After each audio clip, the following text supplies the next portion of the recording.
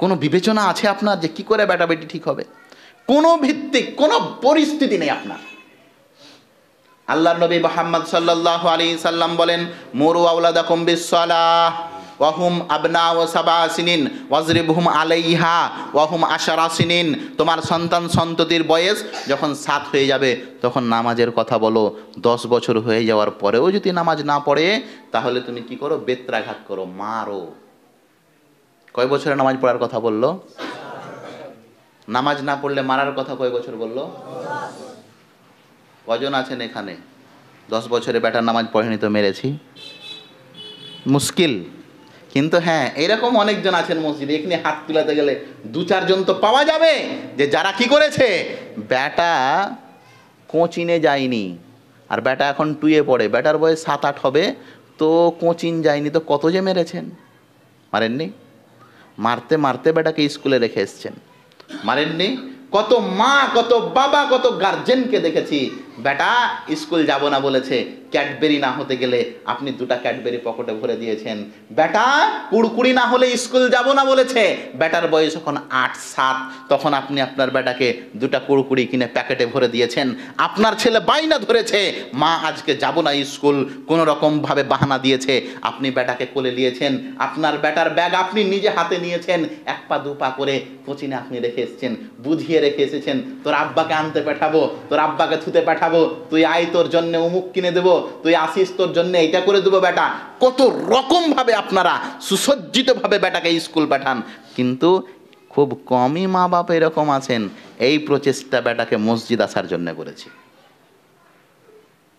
আল্লাহ নবী বলছেন আদর্শ পরিবার গঠনের জন্য সর্বের প্রথম যেটা দিক হচ্ছে ওই পরিবারকে কোরআন এবং হাদিস অনুযায়ী প্ল্যান করতে হবে। কি প্ল্যান করেছেন আপনি? কোনো প্ল্যান নেই মুসলমানদের, এমনি শ্বাস লিছেন আর শ্বাস ছাড়ছেন, কোনো প্ল্যান নেই। প্ল্যানের কথা বলছেন আপনি? কোনো বিবেচনা নেই আপনাদের। পশু প্রাণী যেমন সকাল হয় সন্ধ্যা হয় খাই দায় ফুর্তি করে আর একদিন মারা যায়, মুসলমানেরাও সেই রকম হয়ে আছে আজকে। কোনো প্ল্যান নেই এদের। আপনি বলেন আপনার বেটার ব্যাপারে কি প্ল্যান আছে? হ্যাঁ, যাদের প্ল্যান আছে দুনিয়াবি প্ল্যান আছে। টার্গেট আছে এই জায়গাখানটা কিনবো, বেটা যখন 18, 19, 20 বছরের হবে বেটাকে এখানে দোকান করে দেবো। হ্যাঁ, এগুলা দুনিয়াবি টার্গেট আছে। বেটা তো এখন কলেজে পড়তে যখন ওই বিএটা গ্র্যাজুয়েশন কমপ্লিট করে নেবে, চাকরি বাকরি বেটাকে করাবো না, এই বিজনেসের এই কাজে টেনে নেব। দুনিয়াবি সব প্ল্যান আছে, আখিরাতের জন্য কোনো প্ল্যান নেই। আল্লাহ নবী মুহাম্মদ রাসূলুল্লাহ সাল্লাল্লাহু আলাইহি ওয়াসাল্লাম প্ল্যান ভিত্তিক একটি পরিবার গড়েছেন, আর আজকে কোনো সূচনা নেই।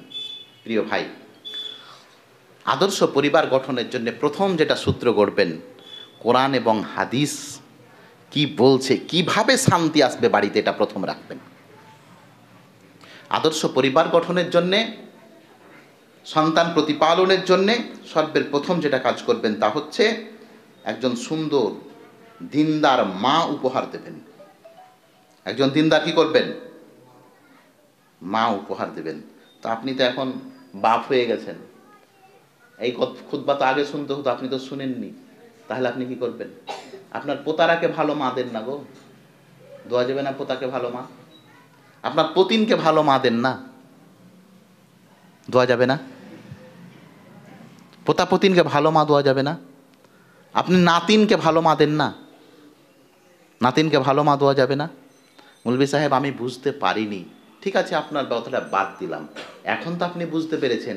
পোতা পতিনকে ভালো একটা মা দেন না, ভালো মা দেন না, নাতি নাতনিনকে ভালো মা দেন না, পোতা পতিন এবং নাতি নাতনিন কি করে ভালো মা দেবেন? বাড়িতে ভালো বেটা এবং ভালো বেটি তৈরি করেন, তারাই তো একদিন বাপ, তারাই তো একদিন মা হবে, হবে না? কে ভালো মা খুঁজে মৌলভী সাহেব? খালি চামড়া সাদা খুঁজেন আপনারা, কি খুঁজেন? আর ওই ঘটককে তো আগে বলে দিয়েছেন যে ওই যার ঘে এক আধটা বেটি আছে ওই বহু গালে লিয়ে আসিস খবর, একটু দেখিস হালকা পরিবারগুলো হলে ভালো, একটু দেখিস হালকা পরিবার। আর যদি টাকা হয় তাহলে তার কিচ্ছু দেখা যাবে না মৌলভী সাহেব।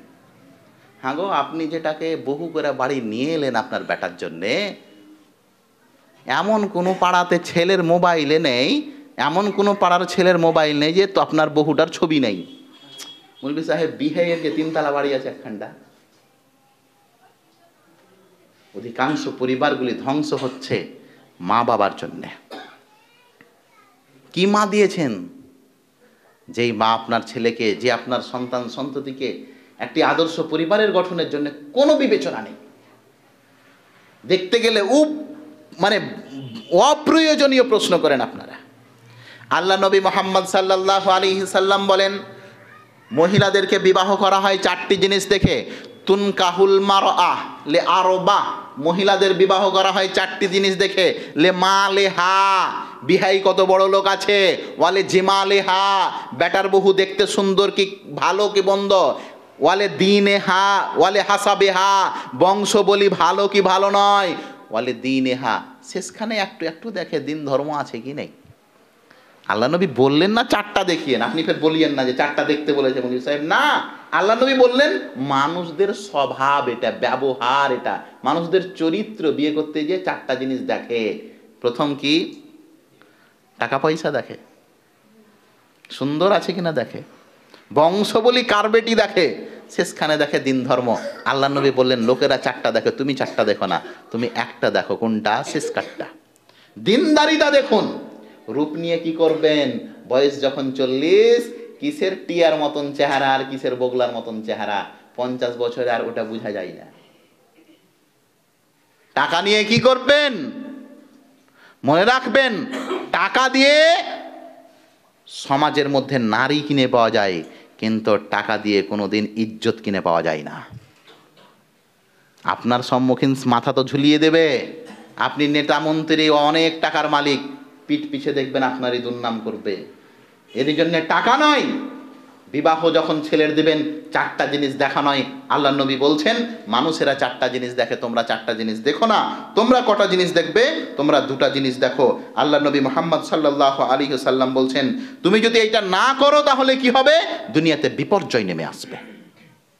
আল্লাহ নবী মুহাম্মদ সাল্লাল্লাহু আলাইহি সাল্লাম স্পষ্টভাবে আমাদেরকে বিবাহর ব্যাপারে একটি ইঙ্গিত দিয়েছেন। তিনি বলছেন যে বিবাহর ব্যাপারে তোমরা সতী সাধবী নারী দেখো। কেননা এই সতী সাধবী নারী শুধু তোমার স্ত্রীর তথা তোমার যৌবিক চাহিদা মিটাবে না, তোমার সন্তান সন্ততিদের জন্য সেটা মা, তোমার মা এবং বাবার জন্য সেটা বেটি।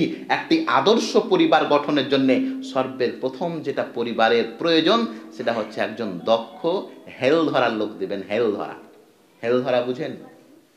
নৌকার হেল হয় না, নৌকার হেল।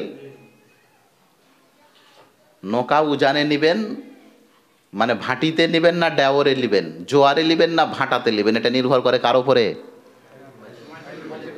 হ্যাঁ, ওই যে পিছনে হেলটা ধরা থাকে না, ওর উপরে নির্ভর করে। বেটা বেটি কেমন নেবেন ওর উপরে নির্ভর করবে। আর আপনার স্ত্রী যদি ওই রকম হয় যে আগা দিকে ডোমের কুলালিয়া বসে গেছে আর সামনে ওই 32 ইঞ্চির একটা কালো ভূত আপনি কিনে দিয়েছেন আর গাড্ডির উপরে রিমোট, আর আপনার বেটাকে পাশে বসিয়েছে, বলছে টিভির দিকে পিট কর আর এই দিকে মুখ কর, আর আপনার বউ টিভির দিকে মুখ করে আছে আর আপনার পোতাকে বলছে এখানে বসে বসে পড়। কত যে অন্যায় আছে সমাজের মধ্যে এই স্ত্রী সংক্রান্ত, সেটা এই আলোচনায় শেষ করা যাবে না। আমি আপনাকে বলেছি আপনি দিন ধর্মকেই প্রাধান্য দিন, টাকা পয়সাকে নয়। আপনি দিন ধর্মকেই প্রাধান্য দিবেন, টাকা পয়সাকে নয়। যদি দিন ধর্মকে প্রাধান্য না দিয়ে অন্য কোনো জিনিসকে আপনি প্রাধান্য দেন তো অবশ্যই ধর্ম রসাতলে যাবে। আল্লাহ নবী মুহাম্মদ সাল্লাল্লাহু আলাইহি সাল্লাম বলছেন বিবাহ করতে হবে এই রকম মেয়েকে। আর শোনেন, কেমন ছেলের সঙ্গে আপনার মেয়ে দেবেন? আপনার আদরের দুলালিকে কার হাতে তুলে দেবেন? আপনার কলিজার টুকরার কার সঙ্গে, আপনার কলিজার টুকরাকে কার হাতে তুলে দেবেন? আল্লাহ নবী মুহাম্মদ সাল্লাল্লাহু আলাইহি সাল্লাম বলছেন, ইবনে মাজার হাদিসটি আবু হুরায়রা রাদিয়াল্লাহু তাআলা আনহু থেকে বর্ণিত। তিনি বলছেন নবী মুহাম্মদ সাল্লাল্লাহু আলাইহি সাল্লাম বলেছেন, ইদা আতাকুম মান তারদাউনা খুলুকাহু ওয়া দীনাহু ফাজাওwijuhu ইল্লা তাফআলু তাকুন ফিতনাতুন ফিল আরদ ওয়া ফাসাদুন আরিদ। নবী মুহাম্মদ সাল্লাল্লাহু আলাইহি ওয়াসাল্লাম বলছেন, যদি তোমাদের কাছে কোনো ছেলের বিয়ের প্রস্তাব আসে তোমার মেয়ের জন্যে, এমন একজন ছেলের বিয়ের প্রস্তাব আছে তোমার কাছে তোমার মেয়ের জন্যে যেই ছেলের চরিত্রতে তুমি সন্তুষ্ট, যেই ছেলের দিনের ব্যাপারে তুমি সন্তুষ্ট, তাহলে তুমি সেই ছেলের সঙ্গে তোমার মেয়ের বিবাহ দিয়ে দাও। তুমি যদি এটা না করো তো সমাজের মধ্যে কি হবে? বিপর্যয় নেমে আসবে। আপনার বেটা আজকে 28 বছর বয়স, আপনার বেটার বয়স আজকে 28 বছর, কি কি জানি পড়ার জন্য চেষ্টা করছে, তারপরও আপনি বিয়ে দেন না। আপনার ছেলেকে বিয়ের কথা বলতে গেলে এখনি কেন বিয়ে করবো, চাকরিটা পেই। আপনি কি মনে করেন আপনার ছেলে ফেরেশতা? যৌবিক চাহিদা পেটের চাহিদার চাইতেও ভয়ঙ্কর। শারীরিক চাহিদা কার চাইতেও বেশি ভয়ঙ্কর? পেটে যদি খিদা থাকে, প্রচণ্ড খিদা থাকে পেটে, তাহলে আগাদিকে যা পান স্বাদ সুদ বুঝেন না, খেয়ে এলেন, এরকমটা হয় না? বাসি রুটি আছে কালকার রাত্রেকার, সকালে আপনার খেয়ে দাও, যা আছে চাটনি ফাটনি দিয়ে চালিয়ে দিই, চালান না? খিদা লেগে আছে, পেট ভরে থাকতে গেলে ওগুলো খান না, যে না ভালোটাই খাবো, থাম। এটা তো পেটের খবর। যৌবিক চাহিদা জানেন? আপনি একবার ভাবেন তো, আপনি যখন যুবক ছিলেন তখন আপনার পরিস্থিতি কি ছিল? আপনার ছেলে মিথ্যা কথা বলছে। 28 বছর বয়সে যদি বিবাহের জন্য না করে, হয় তার শারীরিক দুর্বলতা আছে, ডাক্তার দেখান, আর না হয় তাকে বউ দেন। না হলে তো আপনার ছেলে সমাজের মধ্যে বিপর্যয় ডেকে আনবে। অধিকাংশ পরিবারগুলির মধ্যে সন্তান সন্ততির ব্যাপারে মাথায় ঢুকে গেছে একটা পোকা, বেটা নাকি বেলে নিজের পায়ে না দাঁড়াতে গেলে আপনি বিবাহ দেবেন না। আরে আল্লাহর বান্দা, বিবাহর সঙ্গে শারীরিক চাহিদার সঙ্গে এক পায়ে দাঁড়ানোর কি সম্পর্ক আছে? কোনো সম্পর্ক আছে? কি সম্পর্ক এখানে? হাজার হাজার ছেলের যে পাপগুলো করছে, এই বাপেরাকেও সেই দিন আল্লাহ পাক রব্বুল আলামিন গলায় রস্সা দিয়ে নিয়ে যাবেন। আল্লাহ রাসূল সাল্লাল্লাহু আলাইহি ওয়াসাল্লাম বলেন, ইয়া মাশারাশ শাবাব মান ইসতাতা মিনকুমুল বাআ ফালিয়াতাজাওয়াজ ফাইন্নাহু আগাজ্জু লিল বসর ওয়া আহসানু লিল ফরজ। আল্লাহ রাসূল বললেন, এই যুবকের দলেরা, তোমরা বিবাহ করে নাও, তোমাদের মধ্যে যার ক্ষমতা আছে, যাদের ক্ষমতা আছে তারা বিবাহ করে নাও। ক্ষমতা মানে এক পায়ে দাঁড়ানো নয়, ক্ষমতা মানে চাকরি বাকরি নয়, ক্ষমতা মানে বড় চাকরির জন্য আপনার ছেলে তৈরি হচ্ছে সেটা নয়। ক্ষমতা মানে যৌবিক চাহিদা, ক্ষমতা মানে স্ত্রীর ভরণ পোষণের দায়িত্ব। এর মানে এটা নয় যে আপনাকে ইনকাম উঁচু লেভেলের করতে হবে দিয়েই। আল্লাহ নবী মুহাম্মদ সাল্লাল্লাহু আলাইহি সাল্লাম বলছেন, বিবাহ করলে কি হবে? চোখের জেনাগুলো বেঁচে যাবে। ওই যে আপনার বেটা, এই যেটি 12-72 একগুলা ছেলে দেখবেন রাস্তায় ক্যারাম বোর্ড খেলে, দেখেননি? রাস্তায় ক্যারাম বোর্ড খেলে এরকম ছেলে দেখেননি? আপনারা কি মনে করেন রাস্তায় ক্যারাম বোর্ড খেলে ওরা?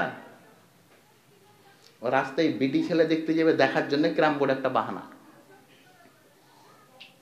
ছি ছি ছি ছি ছি, এগুলা কাদের সব?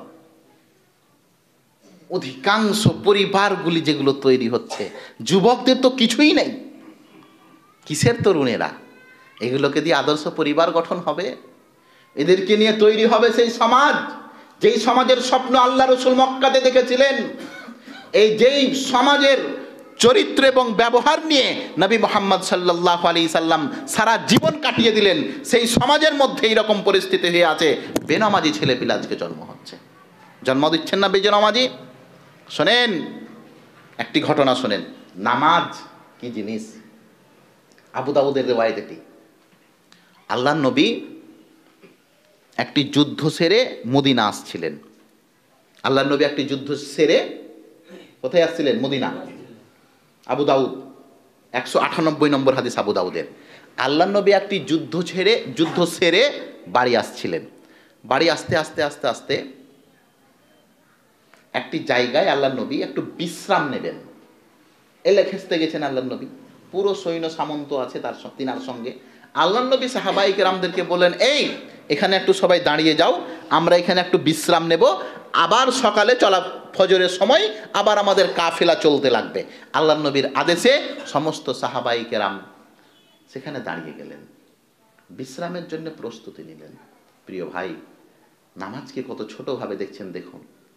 আল্লাহর নবী এবং সাহাবায়ে কেরাম নামাজকে কিভাবে দেখতেন। আল্লাহর নবী বললেন, সবাই বিশ্রাম করো, কিন্তু শোনো, আব্বাদ বিন বিশর এবং আম্মার বিন ইয়াসির, আব্বাদ বিন বিশর এবং আম্মার বিন ইয়াসির, এই দুইজন সাহাবীরকে আল্লাহ নবী দায়িত্ব দিলেন যে তোমরা দুজন আমাদের পাহারা দেবে। সবাই তো সৈন্য কি করছে? ঘুমাচ্ছে, আরাম করবে, বিশ্রাম। তো সবাই বিশ্রাম করলে তো হবে না, শত্রুদের আক্রমণের ভয় আছে।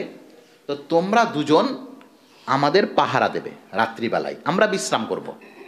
আব্বাদ বিন বিশর এবং আম্মার বিন ইয়াসির রাদিয়াল্লাহু তাআলা আন, এই দুইজনকে এই দায়িত্ব দেওয়া হলো। আম্মার বিন ইয়াসির এবং আব্বাদ বিন বিশর পুরো কাফেলাটাকে, পুরো সৈন্য সামন্তদেরকে জোগাচ্ছেন। আল্লাহর নবী তাদেরকে বললেন, কাফেরদের কোনো আক্রমণের যদি আঁচ পাও, সঙ্গে সঙ্গে তোমরা আমাদেরকে জাগিয়ে দেবে। আল্লাহর নবী বিশ্রাম নিতে আরম্ভ করলেন, সাহাবায়ে কেরাম নিশ্চিতভাবে ঘুমাতে আরম্ভ করলেন, এবং যতগুলো সাহাবায়ে কেরাম ছিলেন সকলেই ক্লান্ত শরীরে একটু বিশ্রাম নিতে আরম্ভ করলেন। আব্বাদ বিন বিশর এবং আম্মার বিন ইয়াসির দায়িত্ব পালন করছেন, চারিদিকে ঘুরছেন। ইতিমধ্যে দুইজন মিলে পরামর্শ করলেন। এক বন্ধু অপর বন্ধুকে বললেন, আব্বাদ বিন বিশর আম্মার বিন ইয়াসিরকে বললেন, বন্ধু মনে হচ্ছে কাফেরদের আক্রমণের কোনো আশঙ্কা বুঝতে পারছি না, কই আশেপাশে তো কিছু বুঝতে পারছি না। তো দুইজনই এইরকম ভাবে না রাত্রি জেগে তুমি একটু পিঠ ঠেকা দাও, আমি তো আছি, আমি বিষয়টা দেখব। তুমি কিছুক্ষণ একটু সুস্থে নাও, তারপরে তুমি জেগে যাবে, আমি একটু পিঠটা ঠেকিয়ে দেবো। এইরকম ভাবে আম্মার বিন ইয়াসির এবং আব্বাদ বিন বিশর রাদিয়াল্লাহু তাআলা আনহুর মধ্যে পরামর্শ হলো। আম্মার বিন ইয়াসির একটু পিঠ ঠেকা দিলেন এবং আব্বাদ বিন ইয়াসির একাই রাত্রিবেলায় পাহারা দিচ্ছেন। আব্বাদ বিন বিশর তিনি বলছেন, সারা রাত, গভীর রাত্রি, এই রাত্রিতে আমি পাহারা দিব?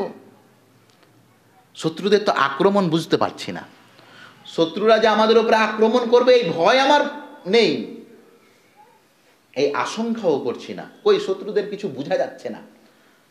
গভীর রাত্রি, এই রাত্রি তো আল্লাহ সামা ও দুনিয়াতে চলে এসেছেন। আমাদের মাথার উপরে যে আকাশ, সেই আকাশে আল্লাহ অবতরণ করেছেন, বান্দাদের মধ্যে ফেরেশতাদেরকে অবতীর্ণ করিয়েছেন, ফেরেশতাদেরকে বলেছেন, এই ফেরেশতা দেখো আমার কাছে কে কি চাই, আমি আজকে তাদেরকে দুয়ার জন্যই চলে এসেছি। এটা কখন? নিসফু সুলুসুল লাইল, রাত্রের 3 ভাগের 1 ভাগে, গভীর রাত্রে। আম্মার বিন ইয়াসির একটু পিঠ ঠেকা দিয়েছেন। আব্বাদ বিন বিশর মনে মনে ভাবছেন, এই সময়তে তো আল্লাহ আমাদের দরবারে ফেরেশতাদেরকে পাঠিয়েছেন, কেন আমরা এখন যা দোয়া করব আল্লাহ সেই দোয়া কবুল করে নেবেন এই গভীর রাত্রিতে, কেননা আল্লাহর সঙ্গে একটু সাক্ষাৎ করে নি। আব্বাদ বিন বিশর বলছেন, কোনো আশঙ্কা বুঝতে পারলাম না, তখনই আমি নামাজে দাঁড়িয়ে গেলাম আল্লাহর সঙ্গে সাক্ষাতের জন্য। আব্বাদ বিন বিশর নামাজে দাঁড়িয়েছেন গভীর রাত্রে, পুরো কাফেলার পাহারা দিচ্ছেন, নামাজে দাঁড়িয়েছেন। কাফেরেরা ঠিক ওই সময়ে আক্রমণ করেছে। কাফেরেরা বুঝতে পারছে না এটা মানুষ না এটা গাছপালা, এটা মানুষ না এটা গাছ দাঁড়িয়ে আছে। আব্বাদ বিন বিশর নামাজ পড়ছেন, সেই কাফেরেরা সেই ট্রাই করার জন্যে এটা মানুষ না এটা গাছপালা, এটা মানুষ না এটা গাছ, এই জানার জন্যে দূর থেকে একটি তীর নিক্ষেপ করলো। আব্বাদ বিন বিশরের পিঠকে ছিদ্র করে দিল। সেই পিঠে আব্বাদ বিন বিশর নামাজ ছাড়লেন না।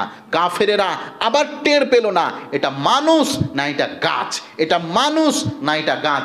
একটি তীর মেরে তারা যখন বুঝতে পারলো না, দ্বিতীয় নম্বর তীরটি ওই কাফেরেরা মারলো, যাতে করে বোঝা যায় মানুষ হলে পড়ে যাবে, গাছ হলে টিকে থাকবে। দ্বিতীয় নম্বর তীরটি যখন আব্বাদ বিন বিশরের বাহুতে এবং ব্যাকবোনের বাম সাইডে এসে ছিদ্র করে দিল, আব্বাদ বিন বিশর তবুও নামাজ ছাড়লেন না, কিন্তু ওই সময়তে বেহুশ হয়ে পড়ে গেলেন। পাশেই ছিলেন আম্মার বিন ইয়াসির, যিনি একটু পিঠ ঠেকা দিয়েছিলেন, তিনি সজাগ হয়ে জেগে গেলেন। আব্বাদ বিন বিশর বেহুশ হয়ে পড়ে গেছেন। আম্মার বিন ইয়াসির চিৎকার করে আল্লাহর নবীকে ডাক দিলেন। আল্লাহর নবী সমস্ত সাহাবায়ে কেরামদেরকে নিয়ে অস্ত্র নিয়ে সুসজ্জিত হয়ে গেলেন। আব্বাদ বিন বিশর বেহুশ হয়ে পড়ে আছেন।